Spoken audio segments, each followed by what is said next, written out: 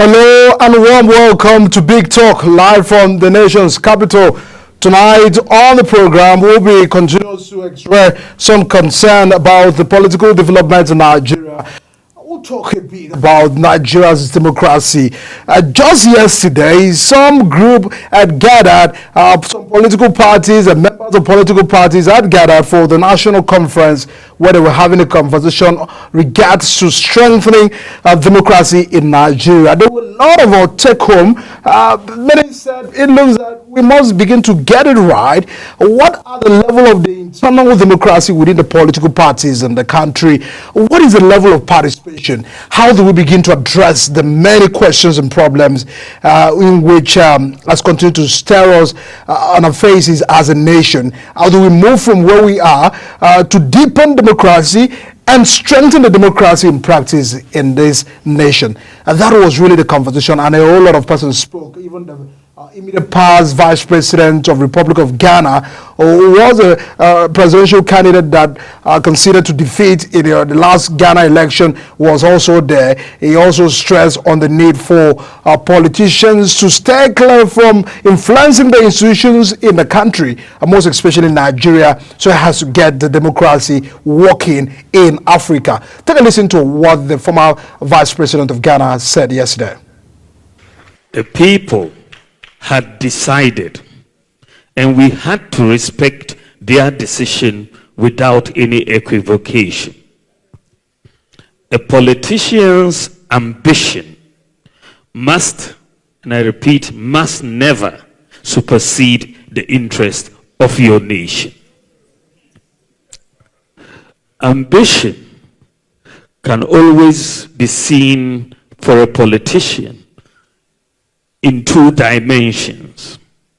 You have a personal ambition, but you also have an ambition for your country. Most of the time, when we talk of ambition, we are only talking about personal ambition. The ambition for the country is relegated. We don't talk about ambition. When you ask somebody what is your ambition, it's usually coming about personal ambition. But for a politician, you face these two dimensions of ambition. The ambition for yourself and the ambition for your country. For democracy to survive and to thrive and to be strengthened, the ambition for the country must be paramount and must supersede the ambition for yourself.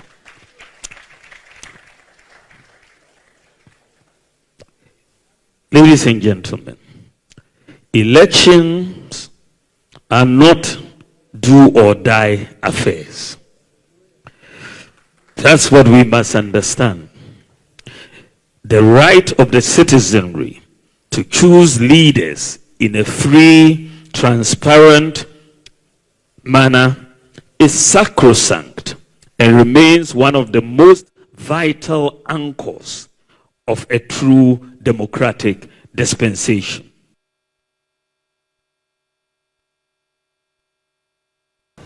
And that was the former Vice President of Republic of Ghana expressing concern over the prioritization of the party and personal interest over competence in appointing heads of independent institutions across Africa.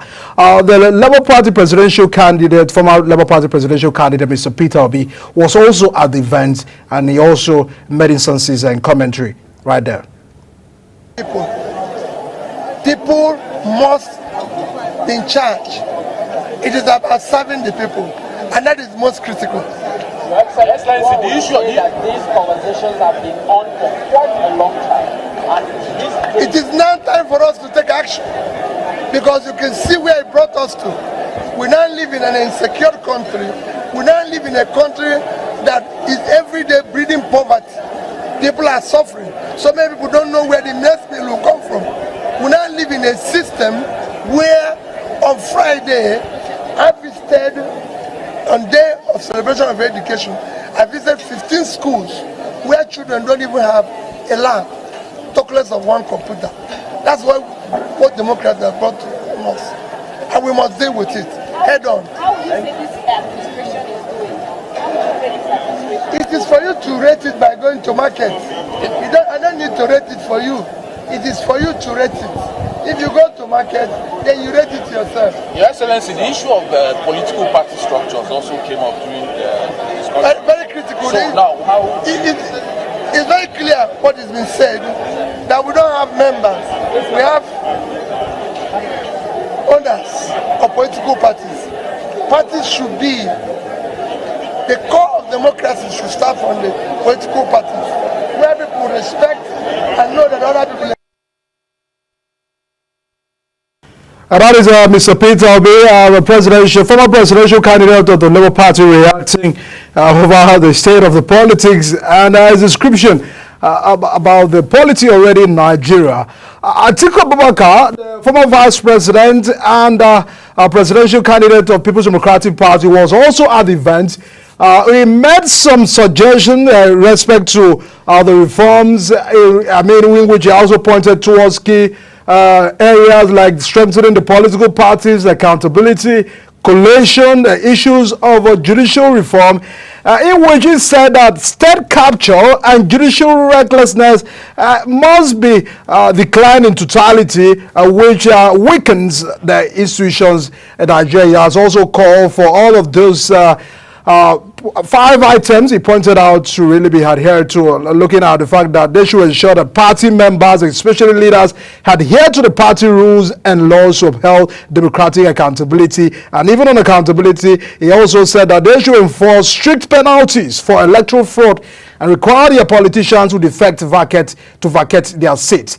And also the concern about coalition building, encouraging opposition parties to unite through coalitions or measures effectively to challenge and entrench power and the policies of government, even towards judicial reform. He also said there is a need to address the judicial situations and ensure that courts uphold voter choice rather than undermining democracy in Nigeria.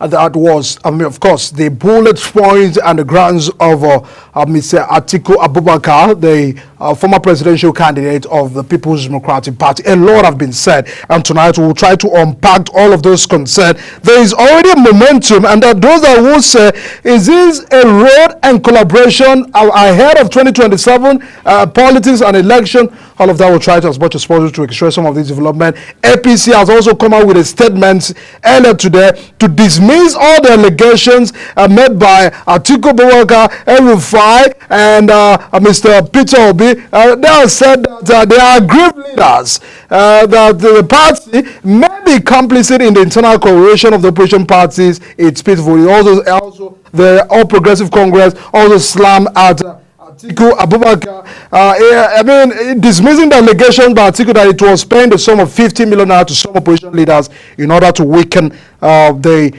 opposition, opposition in Nigeria. Atiku Abubakar actually made instances towards that. A Progressive Congress have reacted and dismissing that allegation. They went further to also criticize that collaboration in respect to criticizing the government of the day. Tonight, I'm being joined by a policy consultant and a political analyst, Najib Babalikita is my guest tonight on the show to extract this development and knowing fully, for us to understand, is this a way to go? What kind of conversation should we have at a time like this, ahead of the election? What should be the interaction? What should be the collaboration? Those that may have consideration, what should be the type of collaboration necessary for 2027 policy? Thanks so much for joining us tonight, Mr. Najib.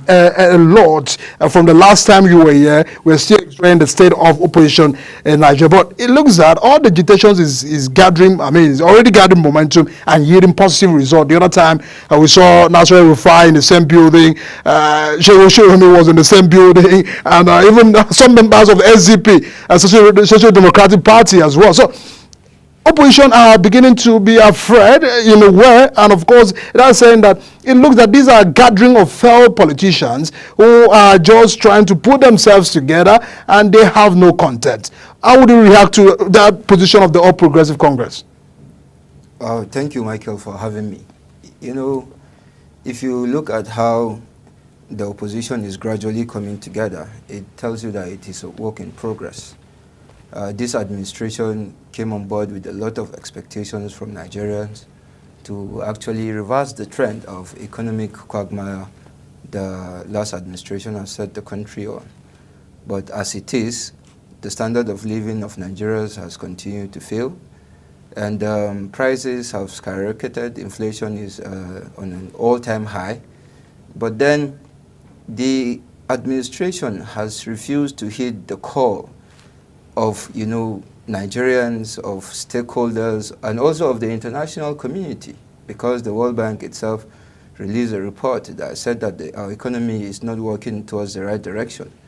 But this administration refused to listen to any criticism. In fact, we've seen how it has locked off children, underage children were taken to court and locked up. We can see civil rights activists were locked out, for quite some time just because they expressed dissatisfaction on how the country is being run.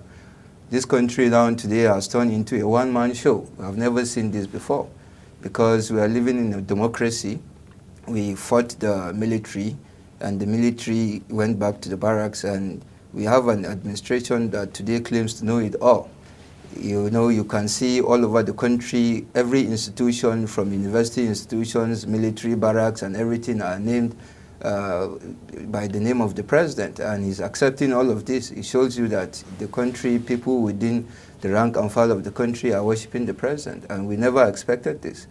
But I'm very happy and elated and excited at the same time that the country is gearing towards having consensus building very fast and pacey, that you can tell it yourself, the signals is all right and clear, that the country, opposition leaders, Alhaji Atiku Abubakar, Peter Obi, Segun Showmi, and also people in the APC that are dissatisfied with how issues and policies of government have been conducted, people like Malam Nasu El-Rufai, Major Hamza Al-Mustafa, Rotimi Amechi, also within the APC, are having consultations on how to build, a formidable consensus building that will come together and, build this conversation to have a candidate that will go head-to-head and, contest election against the president in 2027. So that tells you that, of course,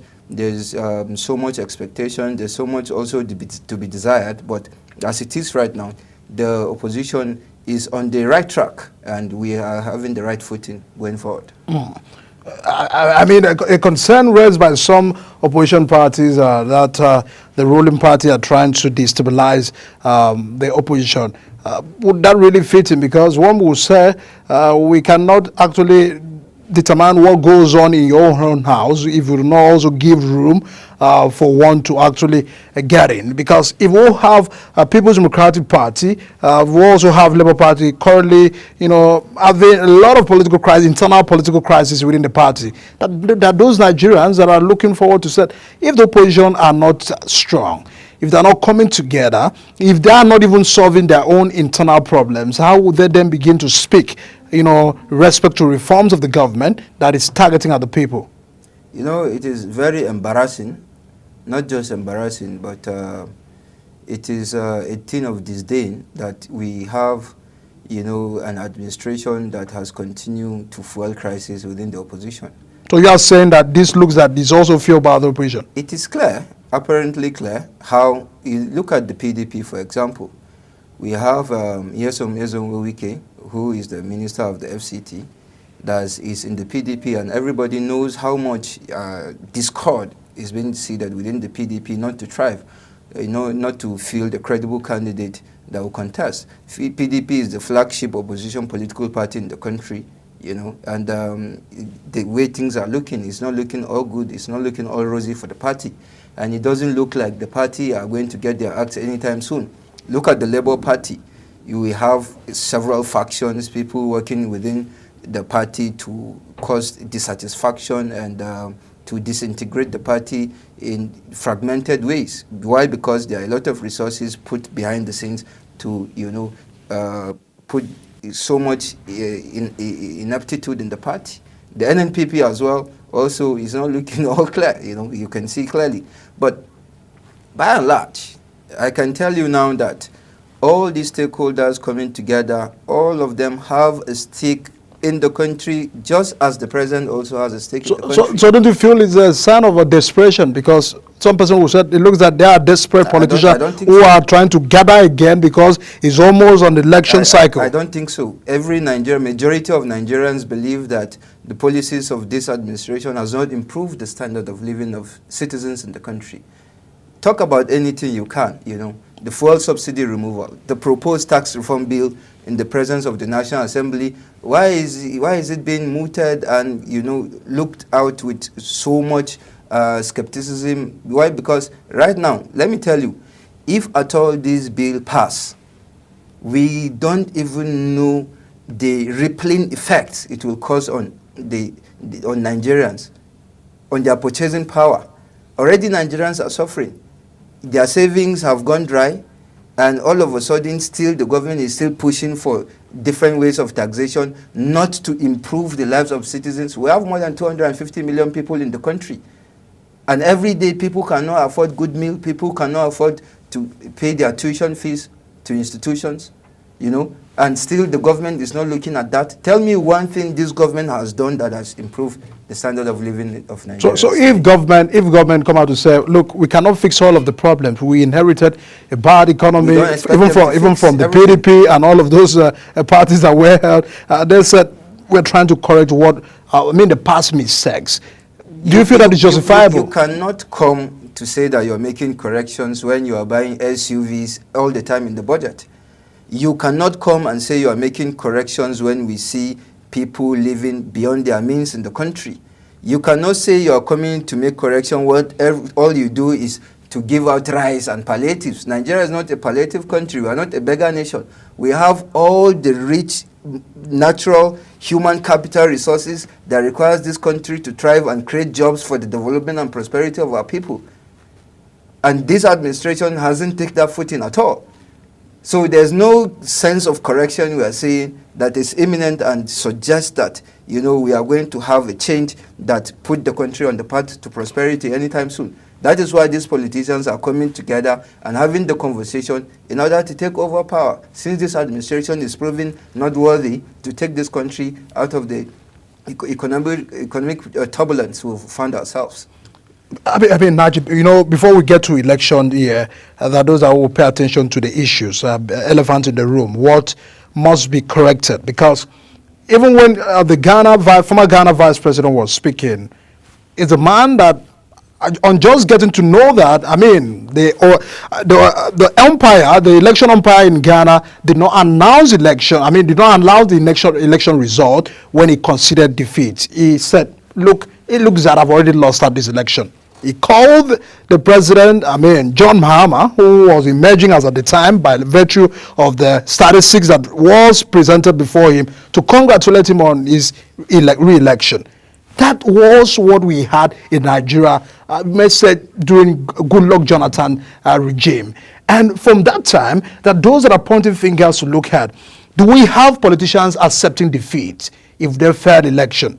What is the level of within internal political issues, crisis? Because when you look at political parties, sometimes a judgment is given.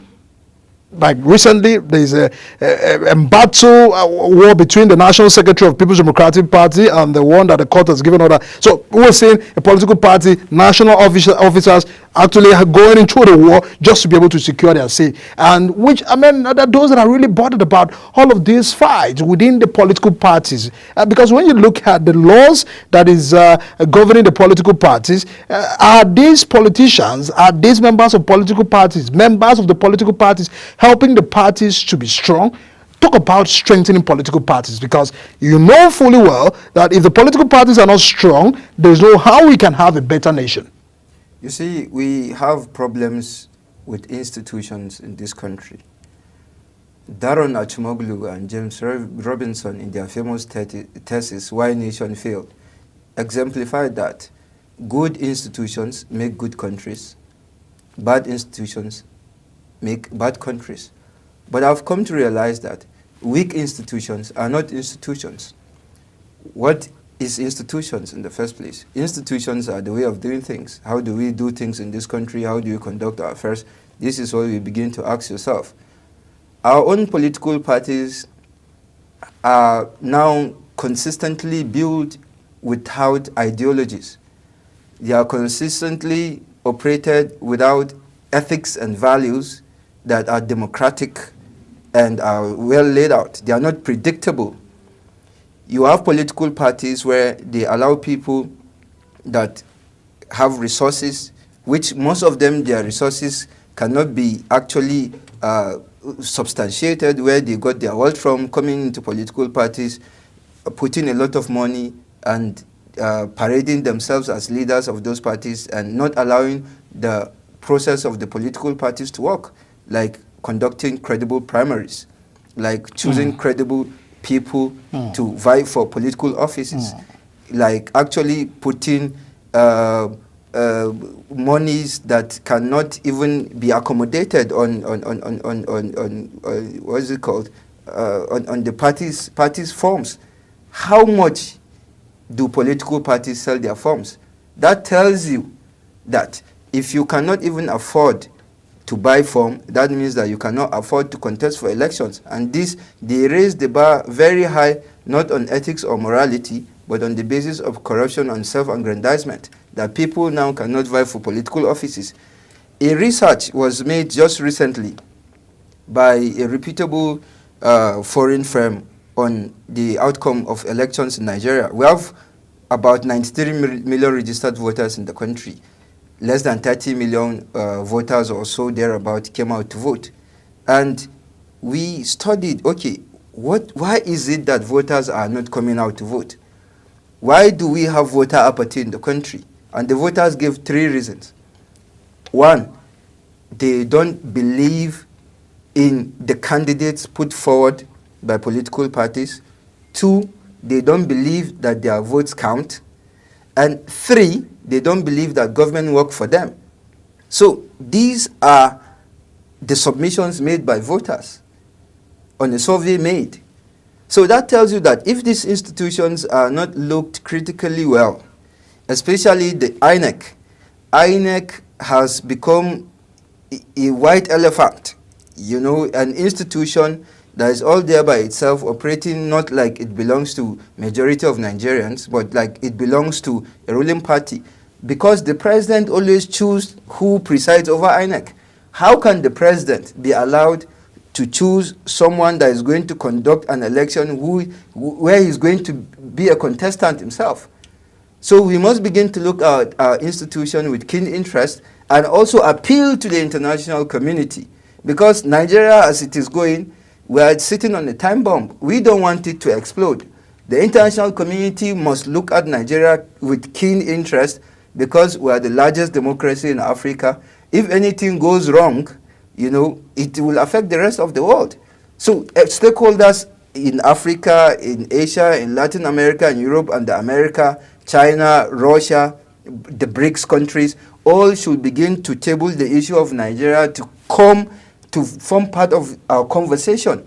We are not saying that anyone should come in to our sovereignty. We have our sovereignty, we can solve our problems, only Nigerians can solve Nigeria's problems.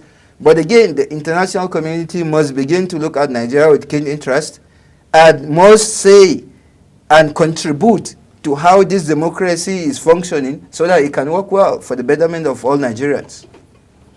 I mean, it gets to the point where, even as much as possible, we can look at the failures of the institutions. Some who said, who are the institutions? Who makes up the institutions? So at the end of the day, you understand that it is still the Nigerians who actually, you know, constitute these institutions. It gets to the point where we look at how we can actually effectively get these things done. Talk about moral decadence, because sometimes we cannot, yes, we must begin to look at help in respect to helping institutions. For almost 25 years of unbroken practice of democracy. One who said a child or a son or a man or a boy of 25 years ought to probably stand as a young growing man with thinking faculties, developing wings, to also see what he could do for himself, not really what the parents could also do for him. So as we are today, we ought to probably stand on our feet and knowing fully well how we can continue to advance this conversation. But talk about how we've gone in democracy, because it looks that year in, year out, we're having repetition of the same issue. Political parties, institutions of government like the INEC, the judiciary, have all been blamed for the situation that we are today. Those that are calling are having a concern that people run to court unnecessarily. I mean, sometimes after primaries of election within the political parties, you see the politicians run to the court. It looks that we are occupying our courtroom with a lot of electoral matters that probably ought to have been addressed within that system. And it looks that this is just where it takes from, and at the end of the day, the pressure more is given to those who are support. Do you feel that these people can work independently too? That those that are also calling that there should be a body to supervise what INEC are doing. That INEC cannot completely, as you said, exonerate themselves from the country and be operating independently without any supervision, without any monitoring, and all of those duties. Share your thought on those two concerns. More than 50 years of independence, Nigeria has been going on a reverse gear. And if Nigeria was a vehicle, the vehicle would have been, having serious problems that to operate and drive itself will become a problem. The burden of accountability has become the bottleneck to our own development as a country. INEC has failed to live up to the expectations of Nigerians. You can see in the off-cycle elections in Edo, everybody knew what happened there. And what is most disturbing is that the onus should always be with INEC to declare winners of elections where Nigerians were able to vote. Nigerians don't go to court to make decisions. It is judges that sit down, few judges sit down to read judgments that put people into office. And this has been going on for a very long time. And that must be halted. If this development is not arrested very soon, this country will continue to go down the drain as it is between the devil and the deep blue sea. Because the courts continue to put people in office, not the people of the country, and the onus should be on INEC. So, of course, I agree with you that electoral matters, must be looked critically and solved before elections, not post-elections. They should be pre-election issues that concerns candidates and political parties, or any case of courts that they have must be solved and addressed before these candidates are allowed to go to the field. It's just like, a coach of a football team trying to pick his players. Some players, if they are injured, cannot make it to the team sheet. They have to wait.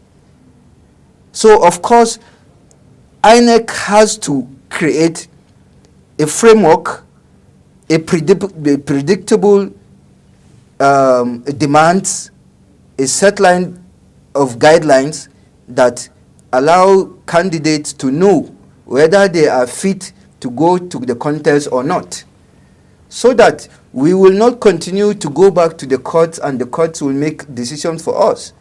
And today you can see that people in government have continued to, I don't know how you can put it, but the judiciary in Nigeria are being compromised to a very large extent.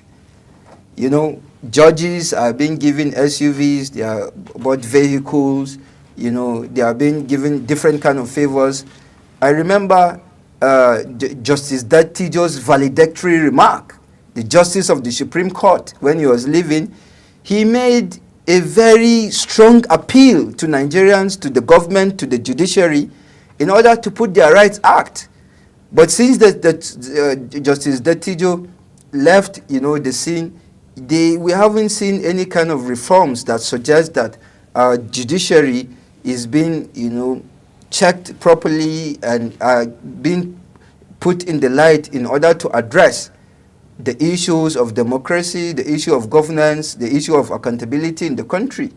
Nigerians continue to look at the judiciary with a lot of dismay because the judiciary is not seen to conduct itself in a way that is predictable and in the way that dispense, judgment at all time that concerns to the development of the country. That is why we can see that people continue to call for, different level of policy intervention, different level of advocacy in order to see how we can come together and drive a course, that puts this country on a better light. But as it is right now, we have a lot of issue with the INEC. There's very low confidence on INEC as an institution. There's also low confidence on the judiciary itself. So Nigerians are expressing their dismay about all of these things, and we must be listened to. That is why earlier on I made an appeal to the international community to look at this country with keen interest, to see how much they can come together, listen to stakeholders, deepen the conversation in how much we can get this democracy right. As it is, this democracy is not working in the favor of millions of Nigerians. They always say that, democracy is always better than a worse form of any other kind of government. That's right. And Kekere Ekun, in respect to the issues of the judiciary, said it looks like it's just the few bad eggs that are giving the judiciary bad names. That's true. The Chief Justice of Nigeria has come out to clarify that. But, of course, they're trying to make means to see how all of this can change. But let's talk about issues of rebuilding trust. Because Nigerians will always be the ones who participate in every elections here. Looking at the current, sense and feelings of many Nigerians, it's not just about the next election. Nigerians are worried about what they are getting, the governance, the aspect of what they are receiving at the moment. So because we can't, even when Mr. Peter Obi was asked about collaboration for 2027, he said it's not even an important conversation than having a conversation about how do we get to fix the current problems, which has continued to withdraw some level of, some Nigerians feels a lot has to be done. And the government that came from the one set who hit the ground running, a lot of expectation. These governments have also argued that they have taken a lot of reforms that will strengthen the pathway of our national development. Do you feel that there is a sense to all of these reforms? Do you also feel that if any other party or even other person would have done better than what we are having today? If you look at the local government autonomy that this administration has pushed and also granted the local autonomy, they must be commended for that. But far from the local government autonomy, I can barely see what much this government has done, although I can see the minister... They have increased allocation to state government. Of course, they have increased allocation to state government, but what are the governors doing with the allocation they are receiving? Who should be blamed? I think the government should be blamed. The federal government should be put to blame. Now you talk about, this issue of the next election. I call it the ascendancy problem, where at all time, people in power do not look at basically the issue of governance. They think about the next election. So this ascendancy problem has continued to put this country, on the brink of so much distrust between the South and the North. It's always about the southern part of the country's presidency or the northern part of the country's presidency. So the issue of governance must be addressed. If this allocation now, are being added, there are a lot of allocation being given to governors. They are receiving monies that they have never received before. The federal government has a responsibility to look at how this money are being spent and what programs are being implemented by the state governors, whether they have been aligned with the priorities of the federal government or not. That is why it is my own suggestion that the federal government should consider, creating like a geopolitical, some kind of coordinators, if you may, that these resources for each of the 6 geopolitical zones should not go to the governors. Because these governors are collecting monies and we are not seeing what they are doing with. The federal government should mandate an authority that these monies should be given to, which will be dispensed judiciously for all the states in those various regions, so that you'll be accountable, you'll be part of, these people should be part of the Federal Executive Council at all time, you know, so that these issues of distrust that continue to come to play will not be there. If we have coordinators of regional coordinators of 6 geopolitical zones that are present at the center at all time and are also given responsibility for their various zones, these governors will put their act right and there will be competitiveness between those states in order for how judiciously what they are receiving are being spent and what programs also are they expected to execute will be more visible and transparent in the eye of Nigerians. So would you feel that Nigerians are disconnected from the governance processes in this country? They are very much. Everyone knows this. Everyone knows this, that Nigerians are disconnected, you know, because a lot of Nigerians don't know, don't come even face to face with their representatives unless when it is election, that they are being given indomie, spaghetti, bags of rice, pure water, or 2,000 naira, you know, in this country. You know what I'm talking about. So a lot of times, a lot of Nigerians have a complete disconnect with those they elect into power. And that is why we continue to call for vote buying and vote selling. There are 2 different dimensions. All must be stopped. Vote buyers must heed to the call to stop vote buying, and vote sellers, the citizenry that continue to collect stipends from people coming to contest for office, when they come, tell them no, because you are collecting some stipends that will just last you for a day or a week for a 4-year duration, for a 4-year period. It is too expensive for you to do that. When they come, drive them away. Tell them no, you don't want it. You can see recently, the federal government went to some universities and wanted to share rice and some other amenities. The student union government said, no, we don't want it. Improve our own educational standards, improve the infrastructure in the universities, improve water supply in the universities. These are the basics that everyone will benefit. We don't want your rice, take it back. That is what Nigerians are supposed to be telling this government or anybody in power. When they bring their resources, tell them to hold it. Be accountable, bring policies, bring development, bring infrastructure, invest in primary healthcare development, invest in infrastructures that are visible, that can be touched and felt, and create jobs for the people so that they can be sustainable. So it looks like government have been given handouts, and over times, all of those things we cannot really be accountable for. Because Yes. we look at the last administrations, I mean, with so many grants, Empower, we also see conditional cash transfer to some families, poorest of the poor, and this government is also, I mean, in a bid, also following a little bit of that direction of also seeing how they can cushion the effect of, I mean, some of the reforms that are taken by the government. But there are some families that probably are needing those support. Of course, they are programs that must look at the downtrodden. Yeah, because the concern is, does this even get to those kind of people? That is it. You can see, okay, the Humanitarian Affairs Minister, Sadia Farouk, where is she today? She spent billions of naira that are unaccounted for. Better Edu came in, spent billions of naira that are unaccounted for.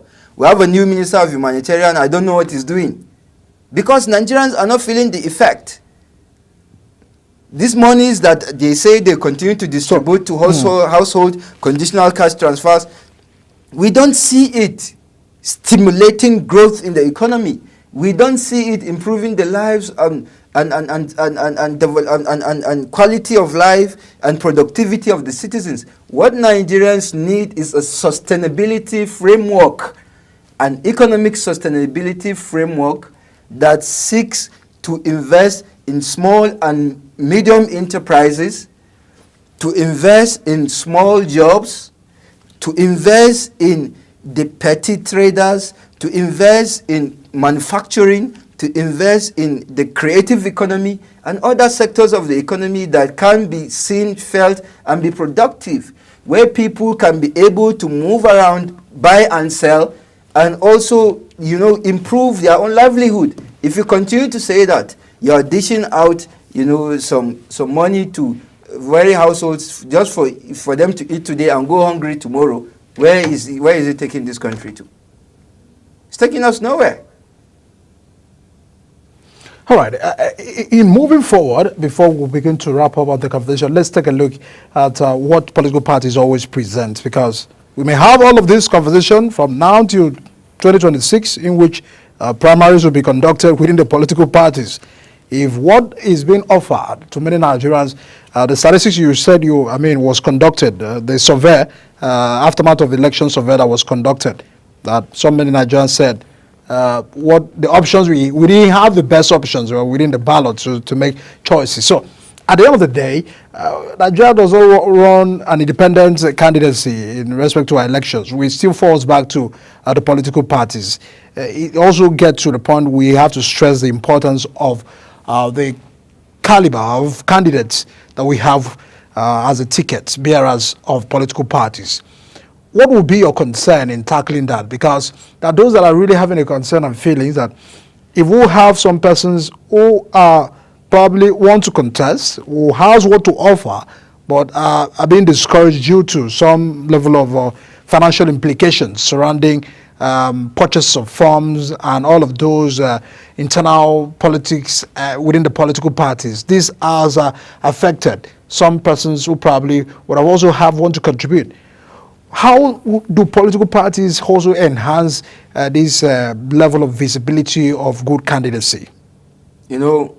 We need massive orientation.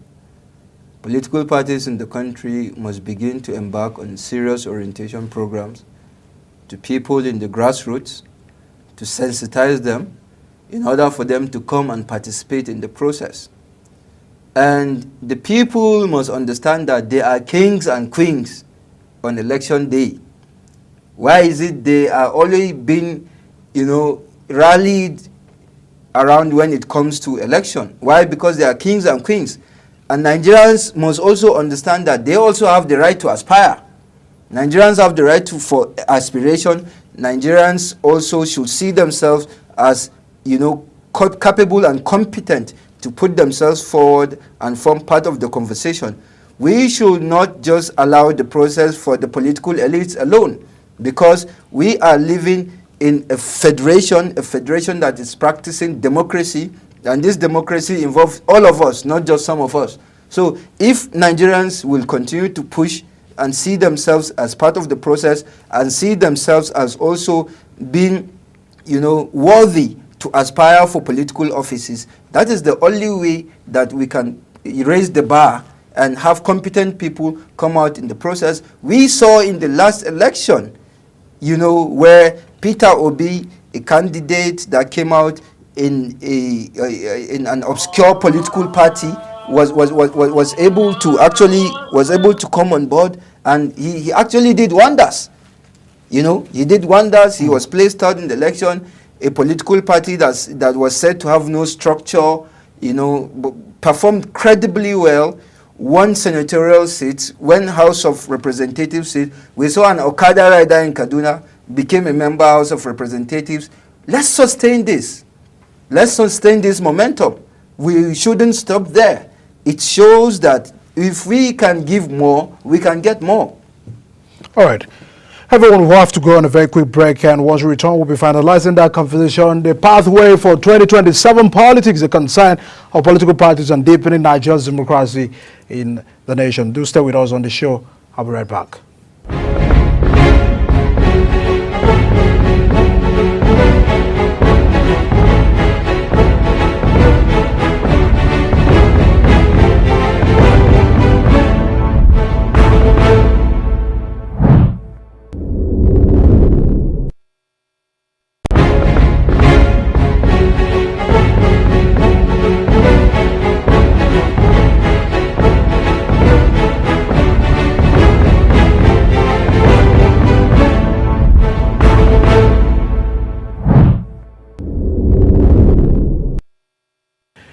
Many thanks, everyone, for still staying with us on the show, Big Talk. We are still x-raying the concerns of political development in enhancing and strengthening our democracy.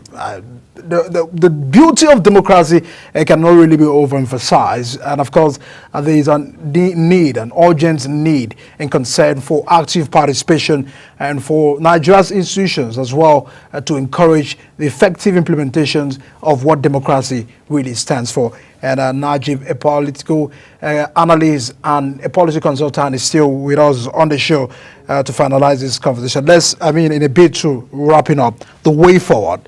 What should be the way forward for Nigeria's democracy?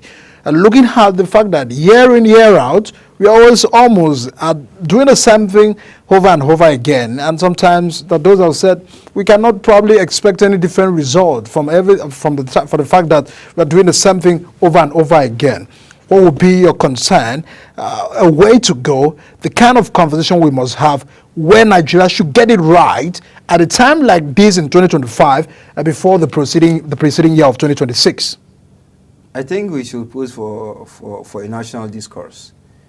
A national discourse that involves, all political parties, stakeholders, captains of industries, and also the international community must begin to come closer and have a conversation that look at why is the country failing the way it is and what is needed to be done.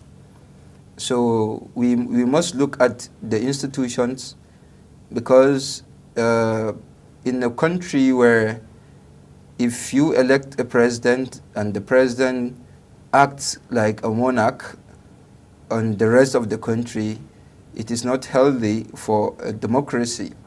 So our institutions must be strengthened in order to accommodate the feelings and the yearnings as well as the aspirations of Nigerians at all times.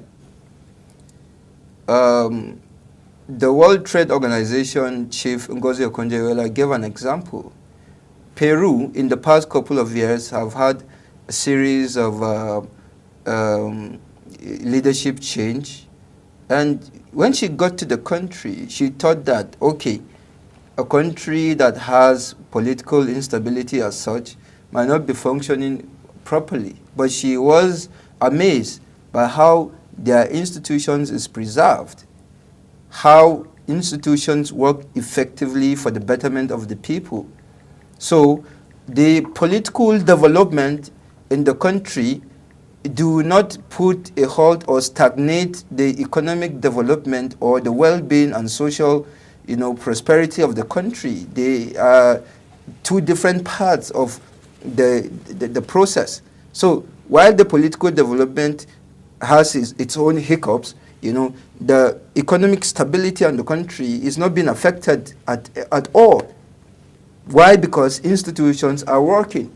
So we must begin to look at how we can strengthen our institutions to work so that not just head of institutions will make decisions like it is here in Nigeria, where you find an agency of government.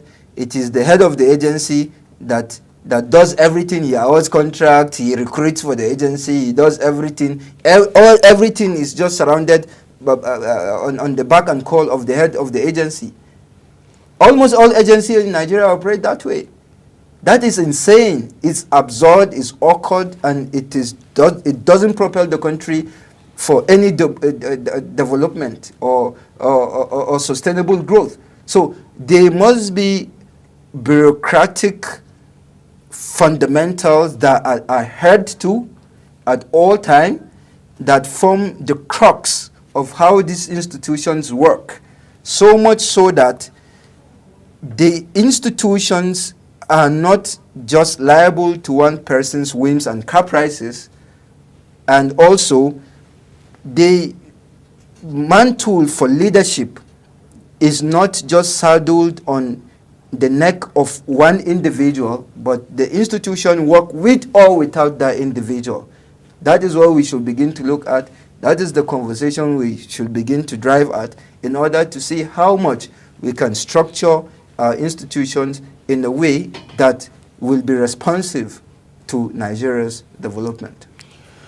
Najib Babalika is a policy Our consultants and a political analyst, thanks so much for sharing your thoughts and your concern on the show tonight, deepening and strengthening Nigeria's democracy. Everyone, it all looks that we must all come together to also contribute in a better way of strengthening our democracy. The need for active community participation, both all the stakeholders, the concerned political parties, and all individuals in this nation must come together to understand that there is a need and is essential to protect our democracy and continue to restore public trust within fixing this nation. And there's a need for transparency. There's a need for accountability. There's a need for cooperation within the institutions that has also been given the powers to conduct elections in this country and also judiciate over matters in the nation. There is also a need for active participation of citizens to hold leaders accountable from the local government to the state and to the federal.